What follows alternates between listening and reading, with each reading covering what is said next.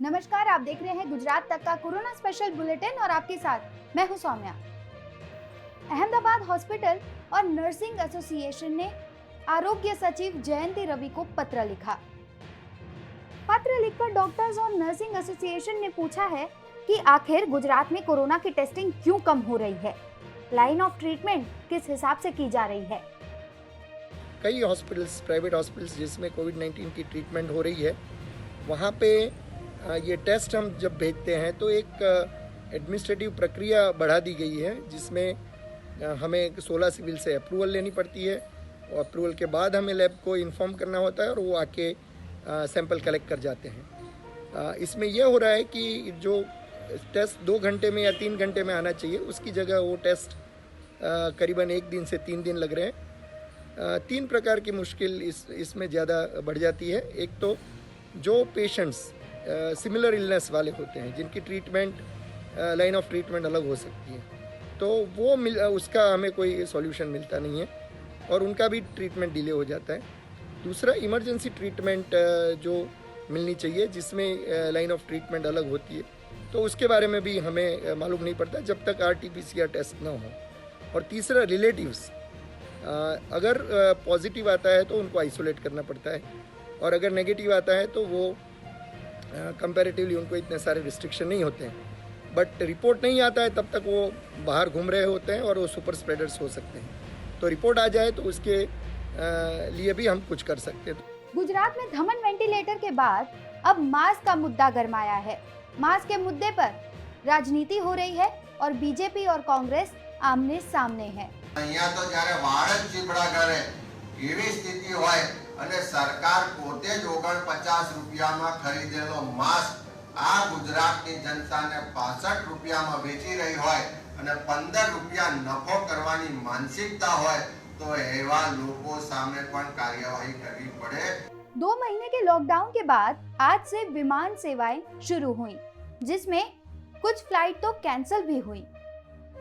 पूरे देश में आज से घरेलू विमानों की आवाजाही शुरू हो गई है। ऐसे में पिछले 2 महीनों में फंसे कई लोग अपने राज्य वापस जा पा रहे हैं।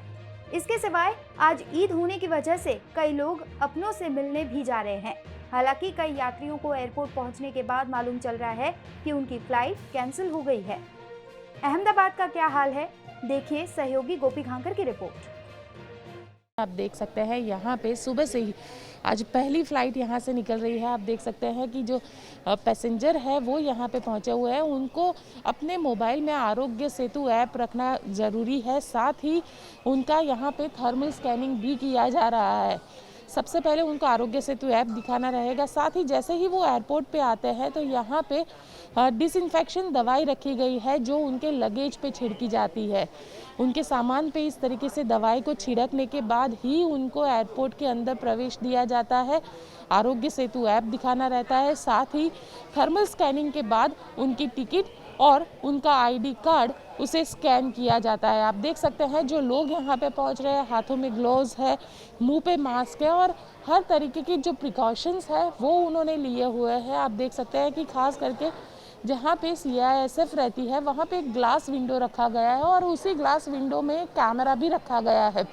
जो भी पैसेंजर है वो अपनी टिकट और अपना ID प्रूफ ये यहाँ पे दिखाते हैं और उसके बाद ही उनको एयरपोर्ट के अंदर प्रवेश दिया जाता है। एयरपोर्ट के अंदर भी ये ख्याल रखा गया है कि किसी ना किसी तरीके से सोशल डिस्टेंस जो है वो मेंटेन होता रहे। धन्वंतरी आरोग्य रथ की शुरुआत हुई। इस सेवा में क्या है खास, सुनिए राजीव गुप्ता की जुबानी। अमदावाद शહેરમાં ધન્વંતરી આરોગ્ય રથની યોજનાનો પ્રારંભ કરવામાં આવેલું છે। એમાં લગભગ 80 જેટલા ધન્વંતરી રથ જે ફૂલી લોડેડ એમ્બ્યુલન્સ છે, ડોક્ટર, પેરામેડિક્સ, દવાઓની સુવિધાઓ સાથે એ શહેરના અલગ અલગ લગભગ 320 ઠેકાણે જઈને હજારો દર્દીઓની દરરોજ તપાસ કરે છે, જેની અંદર શરદી, તાવ, ઉધરસ એવા દર્દીઓ પણ આવે છે। એમની તપાસ કરવામાં આવે છે, એમને દવાઓ આપવામાં આવે છે અને જરૂરિયાત જણાય તો તેમને રેફરલ સર્વિસીસ માટે અર્બન હેલ્થ સેન્ટરમાં પણ મોકલવામાં આવે છે। છેલ્લા લગભગ 5 દિવસમાં ધન્વંતરી આરોગ્ય રથ દ્વારા લગભગ 50,000 જેટલા દર્દીઓની તપાસ કરવામાં આવી છે અને એમને યોગ્ય મેડિકલ સર્વિસીસ પૂરી પાડવામાં આવી છે। अहमदाबाद में कोरोना की वजह से एक और कोरोना वॉरियर ने अपना दम तोड़ा। अहमदाबाद में कृष्णनगर पुलिस स्टेशन में फर्ज अदा कर रहे कोरोना वॉरियर एएसआई गिरीश भाई अंबालाल की कोरोना की वजह से मृत्यु हुई। नम आंखों से एएसआई गिरीश भाई को अंतिम विदाई दी गई और साथ में गार्ड ऑफ ऑनर भी दिया गया।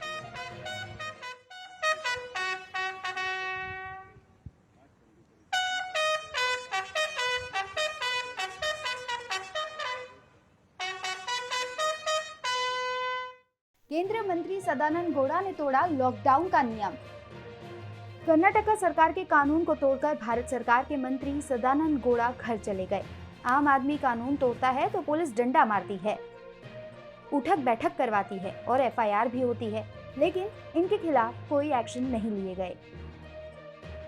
कोरोना की इस महामारी के वक्त में कानून या जो भी सरकार कहती है उसका सारे हिंदुस्तान ने बड़ी दिल से इसका पालन किया है। अगर किसी छूट-फूट आदमी से गलती हो गई और कानून थोड़ा सा टूटा और वो रोड पे निकल गए तो उनको पुलिस ने डंडों से मारा है, सीटअप्स करवाए हैं या मुर्गा बनाया है। और आज भारत सरकार के मंत्री सदानंद गौड़ा जी दिल्ली से बेंगलोर आए। कर्नाटक में उन्हीं की भाजपा की सरकार है।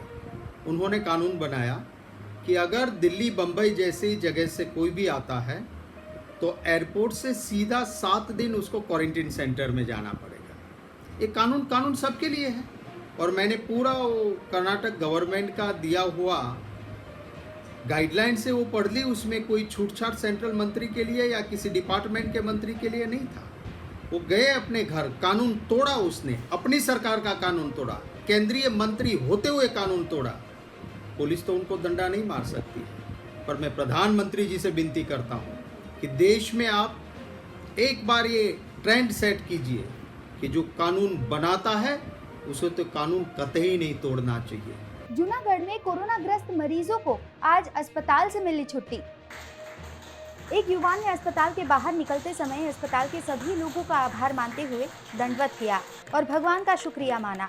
गौरतलब है कि जूनागढ़ में पिछले 20 दिनों में 26 केस हुए हैं, जिसमें से अभी तक 8 लोगों को अस्पताल से छुट्टी दे दी गई है और 18 लोगों की ट्रीटमेंट चल रही है, जबकि एक वेंटिलेटर पे है। अरबी समुद्र में नया साइक्लोनिक पैटर्न उत्पन्न हुआ है, जिसके चलते अनुमान लगाया जा रहा है कि 3 जून तक बारिश हो सकती है। तापमान में बढ़ोतरी के साथ 3 जून के आसपास चक्रवात आने की संभावना है। लो प्रेशर की वजह से बारिश की संभावना जताई जा रही है। लॉकडाउन में लोग छूटछाट के बावजूद सड़कों पर कम नजर आ रहे हैं। वजह है गर्मी का पारा। दिन प्रतिदिन गर्मी का पारा बढ़ रहा है। अहमदाबाद में कोरोना और गर्मी की जुगलबंदी देखने को मिल रही है। कोरोना के केस में लगातार बढ़ोतरी हो रही है और गर्मी ने भी अब अपना कहर बरसाना शुरू कर दिया है। दिन प्रतिदिन गर्मी का पारा बढ़ता जा रहा है। तापमान अहमदाबाद का 43 से 44 डिग्री तक रह रहा है। मौसम विभाग ने आने वाले दिनों में हीट वेव का भी अनुमान जताया है, जिसके चलते गर्मी में बढ़ोतरी होने की वजह से लोग अब घरों में रहना ज़्यादा पसंद कर रहे हैं। रोज़मर्रा की चीज़ें अगर लेनी उनको ना जानी हो तो ऐसे समय में वे अपने घर में ही रह रहे हैं। मेरे पीछे आप जो कॉम्प्लेक्स देख रहे हैं उसमें भी इक्का दुक्का दुकानें ही जो है वो खुली हैं, बाकी सारी आपको बंद नज़र आएंगी। और इसी तरीके से ये सड़कें जो हैं वे सुनसान नज़र आ रही हैं। खाली इक्के दुक्के जो वाहन हैं वही आपको सड़कों पर नज़र आ रहे होंगे। गौरतलब है कि गुजरात में कोरोना संक्रमण की संख्या 14,000 के पार हो गई है।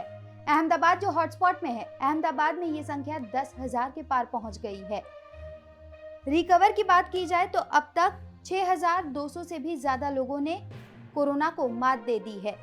मृत्यु की बात की जाए तो अब तक 830 से भी ज़्यादा लोग कोरोना की वजह से अपनी जान गंवा चुके हैं। ईद आई है खुशियों के खजाने लेकर, मोहब्बत के तराने लेकर। आज पूरे देश में ईद मनाई जा रही है, पर अलग अंदाज में। आज भारत समेत दुनिया भर में ईद का त्यौहार मनाया जा रहा है। यह मुसलमानों का सबसे बड़ा त्यौहार है। ईद का त्यौहार रमजान के पाक महीने के 29 या 30 रोजे रखने पर ईद का चांद दिखाई देने पर मनाया जाता है। ईद का त्यौहार भाईचारे का प्रतीक है। ईद के त्यौहार का जश्न 3 दिन तक चलता है। ईद के दिन लोग सुबह के समय ईदगाह में ईद की नमाज अदा करते हैं और एक दूसरे के गले मिलकर ईद की मुबारकें देते हैं। लेकिन इस बार ईद का त्यौहार कोरोना वायरस लॉकडाउन के चलते हर साल की तरह नहीं मन पाया, क्योंकि लोगों को मस्जिदों में ईद की नमाज अदा करने और बाहर जाकर जश्न मनाने की इजाजत नहीं थी।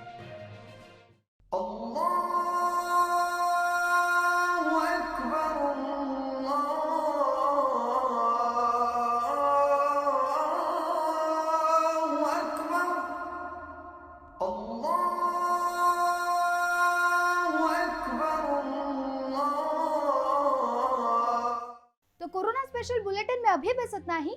गुजरात की बाकी सारी खबरें देखने के लिए आप देखते रहिए गुजरात तक। 2 गज दूरी अक्सर बनाए रखिए, सोशल डिस्टेंसिंग का पालन अवश्य करिए, अपना बहुत ख्याल रखिए। नमस्कार।